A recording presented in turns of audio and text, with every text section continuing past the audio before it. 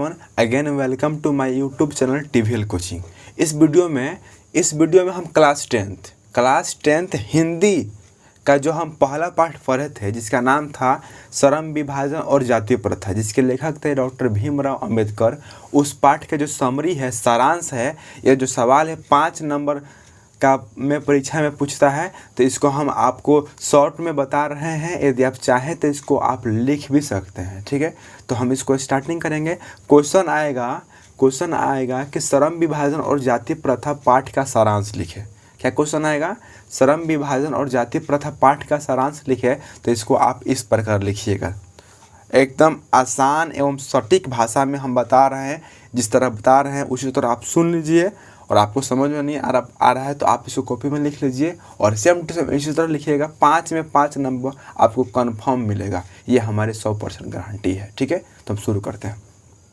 सबसे पहले कोई पाठ का सारांश लिखेंगे तो सबसे पहले उस पाठ का नाम लिखेंगे। वो पाठ क्या है, निबंध है कि कहानी है, और उस पाठ के लेखक कौन है, उनके बारे में लिखेंगे। उसके बाद जो पाठ में हम पढ़े हैं उसको शॉर्ट में लिखेंगे, और ज़्यादा नहीं लिखना है, लगभग पौने पेज या 1 पेज के करीब लिख देंगे तो 5 नंबर कंफर्म हमको मिल जाएगा। तो शुरू करते हैं, शुरू करेंगे। क्वेश्चन है श्रम विभाजन और जातीय प्रथा पाठ का सारांश लिखे। तो आंसर लिखेंगे, श्रम विभाजन एवं जातीय प्रथा पाठ के लेखक डॉक्टर भीमराव अंबेडकर जी थे। यह पाठ एक निबंध है। इस पाठ में हमको श्रम विभाजन और जाति प्रथा नामक 2 कुप्रथाओं का अध्ययन करना है कि ये जो कुप्रथाएं हैं किस प्रकार हमारे समाज को खाती जा रही है। श्रम विभाजन का अर्थ होता है मेहनत के आधार पर, श्रम के आधार पर लोगों को अलग अलग भागों में बांटना ही श्रम विभाजन कहलाता है। जैसे जो लोहा के काम करता है उसे लोहार कहते हैं, जो सोना के काम करता है उसे सोनार कहते हैं, जो लकड़ी के काम करता है उसे भी हम, जो लकड़ी के काम करता है उसे हम बढ़ई कहते हैं। क्या कहते हैं? बढ़ई कहते हैं। और जो मिट्टी का सामान बनाता है उसे हम कुम्हार कहते हैं।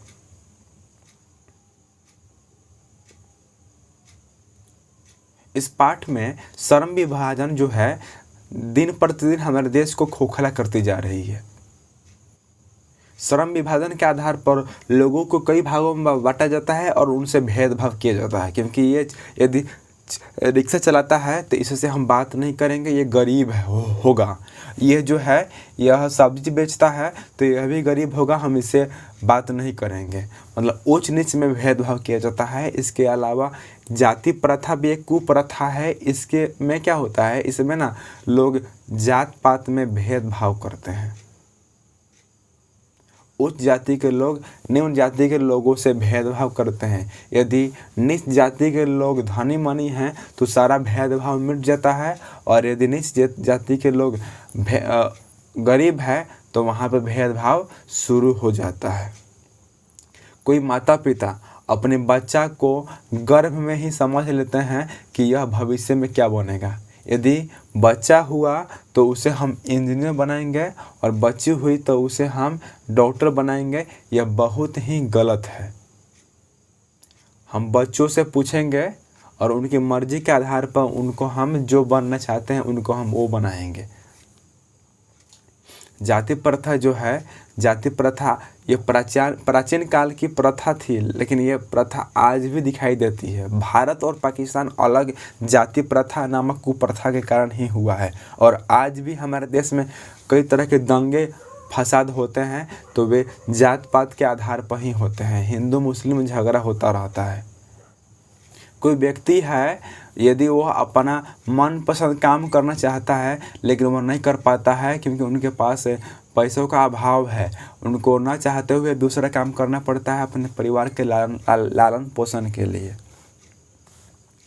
और जाति प्रथा जो है, यह जो है श्रम विभाजन से भी बहुत ही खतरनाक कुप्रथा है, जो दिन प्रतिदिन हमारे देश को खाई जा रही है।